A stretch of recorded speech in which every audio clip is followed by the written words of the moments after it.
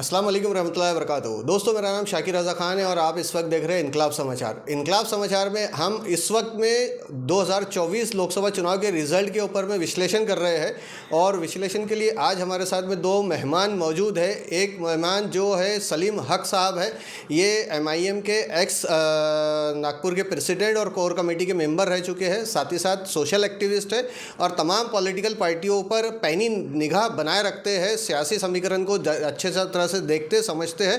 हमारे एक पैनलिस्ट है सलीम हक साहब और दूसरे पैनलिस्ट है हमारे साथ में आज शिवसेना उदय गुट से अविनाश जी लोखंडे। शिवसेना उदय गुट से अविनाश जी लोखंडे आज हमारे साथ मौजूद है। आज जो लोकसभा चुनाव का रिजल्ट आया है उस पर विश्लेषण कर रहे हैं। तो पहले ओपनिंग कमेंट लेते हैं अविनाश जी से। सभी महाराष्ट्र जनता से मैं जय महाराष्ट्र करूंगा मैं सबसे पहले। और जिस मैं उद्धव बाळासाहेब ठाकरे इनके विंग से शिवसेना से महाराष्ट्र कामगार शक्ति सेना के मैं शहर अध्यक्ष के रूप में कार्यरत हूँ और सारे मतदाताओं को मैं मेरी तरफ से उद्धव साहब जी को मैं अभिनंदन देता हूँ और मैं अपने आगे के दो शब्द शुरू करता हूँ। चुनाव ने ये साबित कर दिया है कि जनता जो है अब मोदी सरकार की नीतियों से तंग आ चुकी है। जो 400 पार चिल्ला रहे थे उसकी हवा पूरी तरीके से निकल गई है। 2019 में 303 का जो आंकड़ा था इनका, ये उसको भी छू नहीं पाए जी। तो इसमें राहुल गांधी ने जो प्लानिंग करे इंडिया को लेकर और सभी दलों ने एक साथ विपक्ष की अच्छी भूमिका निभाई जी, जिसमें वो हार कर भी जीत गए और ये जीत कर भी हार गए। हाँ, मतलब हार कर कौन जीत गया और कौन जीत कर हार गया? इंडिया गठबंधन भली बहुमत का आंकड़ा नहीं पार करा लेकिन वो हार गया, लेकिन हार के भी उनकी जीत है कि जनता ने उनको सराही है और उनको बढ़त दी है। और ये जो 400 पार चिल्ला रहे थे, 400 पार की हवा निकाल के इनको 300 तक भी जो है जनता ने नहीं पहुँचने दी। आज ये दो लोगों पे आके डिपेंड होकर बैठे हैं कि वो दो लोग भी अभी इनके साथ बार्गेनिंग करेंगे सरकार बनाने में। अब ये बार्गेनिंग की स्थिति में आ गए हैं, जबकि ये एक टाइम में हिटलरशाही की स्थिति में थे। तो अब विपरीत हो गया है मामला, उल्टा हो गया है। बीजेपी में जो खुशी की लहर जिस धमाके से होनी चाहिए थी वो सब चेहरे उतरे हुए दिख रहे हैं और ऐसा होना ही था क्योंकि हिटलरशाही ज़्यादा दिन नहीं चलती, उरूज पर जवाल आता ही है और वो उरूज का जवाल अब जो है हो गया है इनका। और अभी भी स्थिति स्पष्ट नहीं है कि 2-4 दिन में क्या हो सकता है। कुछ भी हो सकता है। दोस्तों, हम शुरुआत कर रहे हैं इनकलाब समाचार के इस मंच पे चुनाव विश्लेषण की। और आज चुनाव विश्लेषण के पहले एपिसोड में हमने आपके सामने दो गेस्ट हमारे इनवाइट किए हैं जो आपसे इस वक्त में चर्चा कर रहे हैं। आपके अगर कोई सवाल है तो कमेंट बॉक्स में लिखिएगा ताकि आइंदा हम दूसरे वक्ताओं से भी उसके जवाब ले सकें। हम आगे बढ़ते हैं, शो को आगे बढ़ाते हैं और बढ़ाते हुए इस बात की तरफ बढ़ते हैं, क्या देश ने नफ़रत की राजनीति को नकारा है या विकास की राजनीति को नकारा है? विकास तो था ही नहीं। विकास था ही नहीं। तो आपने कहा कि जो मोदी के चेहरे का चुनाव था लोगों ने उसको नकार दिया। यस। तो नफरत, मोदी की क्रेडिबिलिटी खत्म हुई या बीजेपी की? ये बीजेपी एक पार्टी की हैसियत से बरकरार है अपनी जगह। ये पूरा चुनाव मोदी जी के कंधे पे लड़ गया है कि मोदी जी और मोदी जी ने स्वयं कहा है मेरी गारंटी। आज तक किसी ने नहीं कहा, जितनी सरकारें बैठी सबने कहा भारत सरकार की गारंटी भारत सरकार दे रही है। लेकिन 5 साल से शब्द ये सुनने में आ रहा था कि मोदी जी दे रहे हैं। ऐसा लग रहा था मोदी जी अपने घर से लाके दे रहे हैं। पिछले 10 साल से तो 10 साल से मोदी जी की गारंटी थी। हम तो बचपने से जब हम देखे थे, बचपने से हमने कांग्रेस सरकार की और भी सरकार रही, हमने बचपन में डबल रोटी मिलती थी कॉर्पोरेशन की, दूध की बोतलें मिलती थी कॉर्पोरेशन से, तेल मिलता था, शक्कर मिलती थी। तो दूसरी सरकारों ने बांटी है, चिल्लाई नहीं है। इन्होंने बांटे कम है, चिल्लाए ज़्यादा है। तो ये सब चीज़ें जनता देख रही थी। जो मेरी उम्र के लोग हैं या मेरे से बड़े लोग हैं वो जानते हैं कि हमने बचपन में जो डबल रोटियां खाए हैं राशन कार्ड से लेकर, हम खुद लाए हुए हैं। और जो दर्शक सुन रहे हैं उसमें से भी कई लोग हाथ उठा के बोलेंगे कि हमने भी लाए हैं। तो उन्होंने चिल्लाए नहीं, उन्होंने 5 किलो राशन बांट के गरीब को जो है शर्मिंदा करा है जलील किया है। दलील किया है उल्टा कि 5 किलो राशन तुम ले रहे हैं, तो जो आदमी राशन कार्ड पे खड़ा है, देखने वाला बाहर से जाता है, अरे ये गरीब दिख रहा है 5 किलो वाला, तो उल्टा तुमने गरीबों को जलील किया है। कांग्रेस ने बांटी है तो चिल्लाई नहीं है, उसमें आम आदमी अच्छे पैसे वाला भी जाके लिया राशन, तो उसने एक कॉमन मैन की जो हैसियत से लिया है। तो 5 किलो बांट के चिल्लाना हो गया, और 5 किलो बांटने के तुम बांट रहे 100 करोड़ का अनाज और 250 करोड़ के तुम ऐड कर रहे, तो ये सब चला देश में, तो ये जनता ने नकार दिए इसको। अविनाश भाई, क्या सिनेरियो रहा जिसमें महाविकास अघाड़ी जो है महाराष्ट्र में एक पोजीशन ले पाई? इसका मुख्य कारण ये है कि कोरोना काल में हमारे उद्धव साहब मुख्यमंत्री जी थे, उस समय में जितना अच्छा काम हमारे मुख्यमंत्री जी ने किया हो, आज भी जनता उसे भूल नहीं गई। घर में बैठते हुए उनको एक, मेरे जानकारी से गर्दन और पीछे की रीढ़ की हड्डी में इंजरी हुई थी उद्धव साहब को। ऑपरेशन करने के बाद में खुद गाड़ी चला के उन्होंने महाराष्ट्र की जनता को कोरोना से बचाने का काम, ये सबसे पहला काम हमारे उद्धव साहब ने किया। और ये सारे काम महाराष्ट्र की जनता, 12 करोड़ महाराष्ट्र की जनता भूल नहीं पाई, और इसका श्रेय जनता ने उद्धव साहब जी को दिया। अविनाश भाई, आपने कोरोना काल का जिक्र किया, तो कोरोना काल में तो हमने ये भी देखा कि जिस वक्त में महाराष्ट्र के लोगों के पैसे की ज़रूरत थी महाराष्ट्र को संभालने के लिए, उस वक्त में देवेंद्र फडणवीस अपोजिशन के में होने के नाते वो कह रहे थे महाराष्ट्र वालों को कि महाराष्ट्र सरकार के राज्य कोष में पैसा ना दे के PM केयर फंड में पैसा दे। तो इस पर शिवसेना ने क्या एक्शन लिया? कभी हमारे उद्धव साहब ने स्पष्ट नकार उद्धव फडणवीस साहब के डिसीजन को नकारा था। उस समय में कहा था कि अगर यदि आपको प्रधानमंत्री केयर में अगर फंड जमा करना हो तो आप एक अकाउंट बनाइए महाराष्ट्र के लिए, कि हमारे महाराष्ट्र से वहाँ पर पेमेंट कितना जा रहा है और उस पेमेंट का हमारे महाराष्ट्र के लिए कितना उपयोग होगा, ये सबसे पहले प्रश्न पूछने वाले हमारे उद्धव साहब थे। अभी मौजूदा स्थिति में ऐसा है कि ये कहा जा रहा है या मीडिया में आ रहा है जगह जगह कि उद्धव ठाकरे गुट जो है वो सत्ता या सरकार बनाने के लिए मोदी के साथ जा सकते हैं।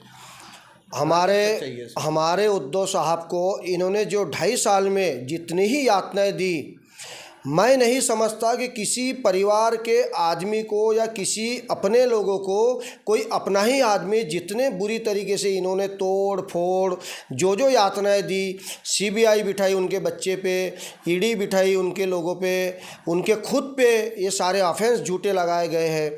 लेकिन मैं नहीं समझता कि उद्धव साहब इतने छोटे दिल और दिमाग के पर्सन हो गए और फिर से मोदी साहब के कुर्सी पे जाकर बैठेंगे।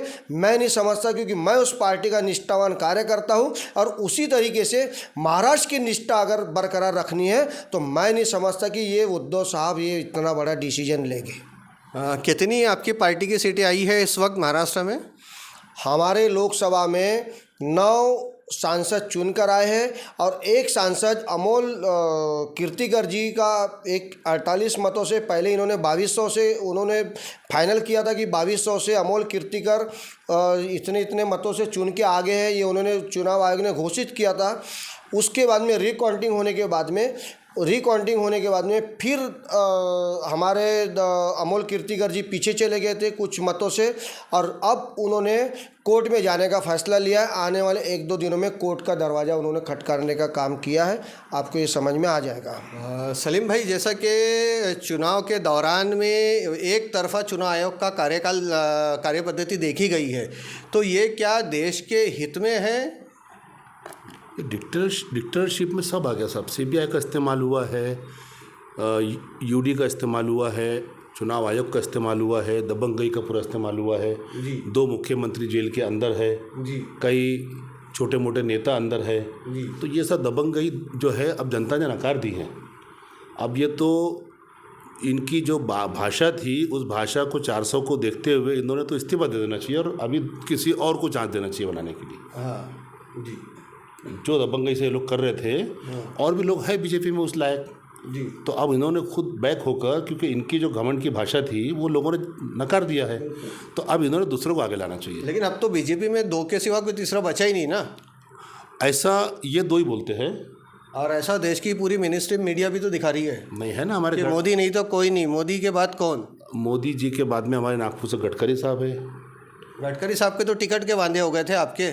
नहीं, गडकरी साहब के टिकट के वादे हो गए थे ऐसा। तो नागपुर वालों ने सोशल मीडिया पे हो हल्ला मचाए और उद्धव वाला ठाकरे जी ने ऑफर दे दिया करके टिकट मिल गई, नहीं तो उनको तो टिकट ही काट दे रहे थे। राजकारण में ये सब उलटफेर चलता ही है, लेकिन आज हमारे गडकरी साहब जो हिसाब से है, जो हिसाब से शख्सियत है, डेवलपमेंट माइंड के आदमी हैं, तो अब गडकरी साहब अगर आते हैं तो उनको चांस देना चाहिए। क्या अगर गडकरी पीएम बनते हैं तो ऐसे में शिवसेना बीजेपी का साथ देंगी? ये तो बड़े लेवल का डिसीजन है, मैं ये नहीं कह सकता हूँ, क्योंकि उद्धव साहब की मनस्थिति क्या है, हमारे पक्ष प्रमुख। यानी अगर गडकरी का पीएम चेहरा बनते हैं तो फिर वापसी हो जाएंगी, घर वापसी हो जाएंगी शिवसेना की बीजेपी के साथ में, आप ऐसा कहना चाह रहे हैं? मैं ये इस पर टिकट आपकी बात तो यही चाहता हूँ। आप तो यही बोलना चाह रहे थे। नहीं, बड़े लोगों का डिसीजन का मतलब ही यही है ना। नितिन गडकरी के लिए मेरे मन में आदर है, सम्मान है, मैं क्योंकि नागपुर का रहवासी एक अलग चीज़ है, बरोबर है। बात है तो ये हो रही है कि क्या घर वापसी हो जाएंगी शिवसेना की बीजेपी के साथ में? अब ये उद्धव साहब जो निर्णय लेंगे, हम कार्यकर्ता लोग उनके साथ फिर में। तो ये तो उद्धव साहब के तरफ से अगर ऐसा निर्णय बनता है तो शिवसेना का अपने वोटरों के साथ धोखा होगा ना। नहीं, अभी ये कह नहीं पा सकेंगे, क्योंकि उद्धव साहब मुश्किल है ये, लेकिन अगर वो सोचते हैं तो महाराष्ट्र के हित में सोचेंगे। क्योंकि महाराष्ट्र के मुसलमानों ने खुले दिल से स्वागत किया उनका और खुले दिल से समर्थन भी दिया। सभी, जिस समय मैंने आपको पहले कहा कि सारे महाराष्ट्र के मतदाताओं का मैं शुक्रगुजार हूँ, उद्धव साहब ने राजनीति और कोई पार्टी की राजनीति उन्होंने नहीं करी। उन्होंने ये सोचा कि महाराष्ट्र की जनता, हिंदू, मुस्लिम, सिख, ईसाई, एससी, जो भी फैक्टर होगा, गरीब से गरीब, उन्होंने कभी ये राजनीति नहीं करी कि मैं हिंदू को प्रोत्साहित करूं और मुस्लिम को मैं नीचा दिखाऊं। ये कभी उन्होंने हरगिज़ नहीं किया। उन्होंने उल्टा कोरोना काल में 10 रुपये में थाली, शिव भोजन थाली के स्वरूप में एक बाला साहब ठाकरे के नाम से उन्होंने एक शिव भोजन थाली का उद्घाटन आयोजन किया हुआ था। आज भी उनके नाम से उन्होंने कोरोना काल में 1 साल तक फोकट में खाना दिया, लेकिन कभी उन्होंने ये नहीं कहा गरीबों को कि मैं खाना खिला रहा हूँ, ये जनता खा रही है, उन्होंने ये कहा। परंतु आज हमारे देश के प्रधानमंत्री हर मीटिंग में, हर सभा में, हर आयोजन में कहते हैं कि 80 करोड़ लोगों को मैं मुफ्त अनाज देता हूँ। लेकिन अविनाश भाई, इसके बाद इतनी बेइज्जती झेलने के बाद भी तो वोटर उनको वोट दे रहा है ना। आज जनता समझदार हो गई है। मैं नहीं समझता हूँ कि जनता बिल्कुल समझदार हो गई है। आज 5 किलो अनाज के लिए मैं नहीं समझता कि अपना ईमान बेचेंगी। अगर ऐसा होता तो इतनी सीटें नहीं आती ना। नहीं, कुछ 240 भी नहीं पहुँचे होते। लेकिन आज जो इनका जो घमंड था, जो गुरूर था कि हम 300 पार, एक समय पे इन्होंने 2014 में 275 इनको सीटें मिली थी, 2019 में 303 मिली थी। इन दिन में दिन इनका मनोबल बढ़ते जा रहा था। आज 400 की बात कर रहे थे। अलायंस को भूल गए थे, ये अलायंस को भूल गए थे। आज की ऊपर वाले ने, श्री राम जी ने आज इन पे ऐसी परिस्थिति लाई है कि इनको सबको लेके चलना ही एक धर्म का नाम चलेगा, अन्यथा इनकी राजनीति खत्म हो जाएगी। तो आपने जैसा कहा कि श्री राम जी ने इनको सबक सिखा दिया है, तो ये तो राम को लाए थे ना, राम से बड़े हैं नहीं है? तो राम को लाए जरूर थे, लेकिन हमारे हिंदू लाए जरूर थे, मतलब आप ये मानते हैं कि मोदी जी राम से बड़े हैं? राम से बड़े नहीं है, राम का नाम लाए थे मोदी जी ने। राम तो तस्वीर तो ऐसी थी कि राम को बालक बना दिया गया था और मोदी जी को बड़ा बना दिया गया था। सोशल मीडिया पे मैंने भी देखा ये चीज़ें। तो ये हिंदू समाज ने इसका विरोध नहीं किया ना। उसका कारण ये था कि सबसे पहले मैं 4 शंकराचार्य जी जो थे हिंदू सनातन धर्म के, मैं उनका सबसे पहले शुक्रगुजार और उन्हें बिल्कुल बधाई दूंगा कि आपने सबसे पहले हिंदू की रक्षा की, तो आप 4 शंकराचार्य ने किया। ये मैं उनको अपने तरफ से मैं अभिनंदन देता हूँ। तो सलीम भाई, क्या ऐसा माना जाए कि जो धर्म की नफ़रत की राजनीति थी उसमें जितनी भी पॉलिटिकल पार्टियां हैं, चाहे वो बीजेपी हो, चाहे वो उसके अलायंस या उसके पार्टनर्स जो दूसरे हो, या एमआईएम भी हो जो आपकी अपनी खुद की पॉलिटिकल पार्टी जिससे आप आते हैं, उन्होंने धर्म की राजनीति जो की, या महाराष्ट्र में शिवसेना को तोड़ करके शिंदे गुट जो अलग हुआ है वो हिंदुत्व के नाम पे अलग हुआ है, तो उनकी भी सीटें गिरी है, वो भी परफॉर्मेंस नहीं दे पाए। तो क्या इस बारे में आपका क्या मतलब, आप कैसे देखते हैं इसको? देखिए, पहली बात तो आपका जो इल्ज़ाम है कि एमआईएम भी धर्म के आधार पर लड़ी, ये गलत है जी। क्योंकि एमआईएम को भी अपनी पार्टी के तहत अपने कौम के लिए सीटें डालना ज़रूरी है ताकि हम चुन के आए, हम सियासत में मजबूत होंगे तो हमारी कौम मजबूत होंगी जी। लेकिन एक चीज़ ये है जो आप पर धार्मिक उन्माद का, धार्मिक भड़काऊ भाषणों का ये लगाया जाता है, थप्पा है, वो उससे आप नकारते हैं? नकारता हूँ इसलिए कि धार्मिक आधार पर कभी असदुद्दीन ओवैसी साहब ने भाषण ही नहीं दिया। सामाजिक आधार पे, सामाजिक आधार पर कौम की बात पे, कौम के आधार पर तो बात करेंगे ना। जब हर लीडर अपनी कौम की बात करेगा, जब शरद पवार जी मराठों की बात करेंगे, उद्धव जी मराठों की बात करेंगे और दूसरे नेता दलितों की बात करेंगे, तो हमारे कौम के लीडर ने अगर अपनी कौम की बात किया तो उसमें कहाँ धर्म का आधार आ गया? इसमें तो हम अपनी कौम के पैर मजबूत करने के लिए खड़े हो रहे हैं। अब कौम ये बात नहीं समझ पा रही है तो ये उनकी जो है बदकिस्मती है। और आप लोग समझा नहीं पा रहे? नहीं, हमारी लीडरशिप में या देश है तो देश का जो मुसलमान है वो सेकुलर ताने बाने को तोड़ने नहीं देना चाहता? नहीं, सेकुलर ताना बाना अब देश में उतना अच्छा बना नहीं रहा मोदी जी के आने के बाद। नहीं बना रहता तो आज ये रिजल्ट नहीं होते ना? नहीं, ये जो रिजल्ट है ये महंगाई, बेरोजगारी, लोगों का मतलब डिक्टेटरशिप से। महंगाई और बेरोजगारी तो है ही नहीं है। मध्य प्रदेश ने दिखा दिया है ना, उत्तर छत्तीसगढ़ ने दिखा दिया है कि झारखंड ने दिखा दिया है कि महंगाई बेरोजगारी तो मुद्दा ही नहीं है। अगर मुद्दा होता तो 240 बीजेपी को सीट ही नहीं होती। देखिए, वहाँ पे धर्म के आधार पर पूरी सीट आई है मध्य प्रदेश का जो रिजल्ट। अगर धर्म के आधार पर सीट की आप बात कर रहे हैं तो धर्म तो सबसे ज़्यादा जो बेचा गया है बीजेपी की तरफ से पिछले 30-32 सालों से, वो बेचा जा रहा था राम जी के नाम को। उनके मंदिर को जहाँ बनाया गया, जिसके लिए पूरी संरचना रची गई, जिस नाम को लेकर के पूरे देश में दंगे कराए गए, माहौल ख़राब किया गया, नफ़रत पैदा की गई, वहीं पे बीजेपी का उम्मीदवार हार गया है।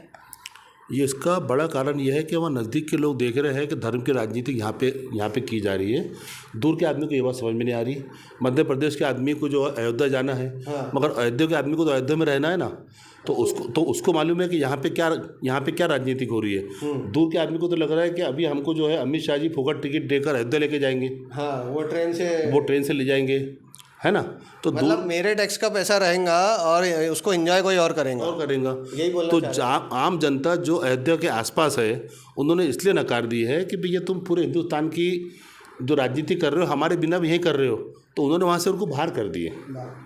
तो चलिए दोस्तों, इनकलाब समाचार आप इस वक्त देख रहे हैं और चुनाव विश्लेषण के इस शो में हमने पहले एपिसोड में हमारे साथ जिन दो वक्ताओं को आमंत्रित किया हमारे स्टूडियो में और आपके सामने हमने पेश किया, उनमें से एक है सलीम हक साहब और दूसरे है अविनाश लोखंडे जी है। अविनाश लोखंडे जी उद्धव ठाकरे शिवसेना ग्रुप से आते हैं और सलीम हक साहब जो एक सोशल एक्टिविस्ट है, पॉलिटिकल एक्टिविस्ट है और साथ ही साथ जो है वो एमआईएम से जुड़े हुए भी है, एमआईएम के पूर्व शहर अध्यक्ष भी है। तो आज के इस शो को हम यहीं ख़त्म करेंगे, लेकिन ख़त्म करने से पहले एक लास्ट कमेंट दोनों वक्ताओं से अपने लेना चाहेंगे। सलीम भाई, क्या आने वाले वक्त की सिनेरियो बनता देख रहे हैं आप? आने वाला वक्त का सिनेरियो में 2-3 दिन में और क्लियर होगा जी, क्योंकि स्पष्ट बहुमत तो जनता ने दी नहीं है जी।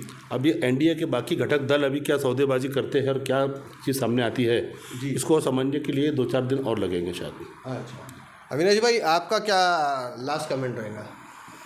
मैं तो यही समझता हूँ कि भारत और महाराष्ट्र के हित में जो भी निर्णय लिया जाए, जो आज तक हमने तानाशाही, तोड़ फोड़, गुरूर की राजनीति देखी, यहाँ से हमें मुक्ति चाहिए और एक पारदर्शी का, एक महाराष्ट्र की जनता के लिए एक एकदम क्लीन, पाक साफ राजनीतिक होना चाहिए। और वो राजनीति का स्टंट, वो राजनीति के गुण हमारे उद्धव साहब में है और 100% आपको इसी तरीके की राजनीति करवाएंगे महाराष्ट्र के अंदर में। बाकी कचरा साफ करने का काम बाकी लोग कर लेंगे। दोस्तों इनकलाब समाचार पे मैं शाकिर रज़ा खान इस शो का होस्ट और इस चैनल को आपके सामने पेश करने वाला इंसान हूं और इस चैनल के साथ आप जुड़े उसके लिए आपसे दरख्वास्त है कि आप हमारे इस यूट्यूब चैनल को सब्सक्राइब करें, घंटी वाला बटन याद से दबाएं ताकि जैसे ही हमारा कोई भी वीडियो अपलोड हो तो सीधे आपको देखने मिले। चुनाव विश्लेषण में हम अलग अलग प्रवक्ताओं को आपके सामने पेश करने जा रहे हैं और चुनाव विश्लेषण की ये 3-4 दिन लगातार चलने वाली सीरीज़ है। कल इंशाअल्लाह अज़ीज़ हम आपके सामने नागपुर शहर के अलग अलग पत्रकारों को पेश करने जा रहे हैं, तो आप हमारे साथ बने रहे, चैनल के साथ जुड़े रहे और याद से इस वीडियो को ज़्यादा से ज़्यादा सोशल मीडिया अकाउंट्स में अपने शेयर करें ताकि और भी लोग उसको देख सके, और भी लोग जान सके और भी लोग समझ सके कि क्या चुनाव में नागपुर के नज़रिए से चुनाव को किस तरीके से देखा जा रहा है, इस रिज़ल्ट को किस तरीके से देखा जा रहा है और रिज़ल्ट का क्या इम्पैक्ट है नागपुर वासियों के नज़रिए से, वो हम आपके सामने पेश करने जा रहे हैं। तब तक कि अपना बहुत बहुत ख्याल रखें। चुनाव पूरी तरह से ख़त्म हो गए हैं, रिज़ल्ट आ गए हैं, सरकार बनने वाली है। चुनाव के दौरान जो भी नफ़रत पैदा हुई है आपसी दिलों में वो सब ख़त्म करें, अपने पड़ोसी के साथ प्यार मोहब्बत का सलूक रखें। जो इस्लाम कहता है, कुरान कहता है कि पड़ोसी से प्यार करो, मोहब्बत करो, उसके हक़ का ख्याल रखें। ये चीज़ हर एक, न सिर्फ मुसलमान बल्कि हर एक भारत के नागरिक के लिए लागू होती है और हर एक भारत के नागरिक को प्यार करना, प्यार बांटना, एक दूसरे के साथ मिलजुल के रहना ही ये देश का सौहार्द है। सौहार्द बनाए रखे। नफ़रत की राजनीति को नकार दिया गया है और नफ़रत को अब ख़त्म करने का वक्त आया है। इनकलाब समाचार मोहब्बत बांटने का काम कर रहा है। इनकलाब समाचार हर किसी के साथ है। अविनाश भाई भी साथ है तो सलीम भाई भी साथ है। हम सब एक दूसरे के साथ हैं और सब एक दूसरे के साथ इंशाअल्लाह आगे बढ़ते रहेंगे। अपना बहुत बहुत ख्याल रखें। जज़ाकल्लाह खैर। अल्लाह हाफ़िज़।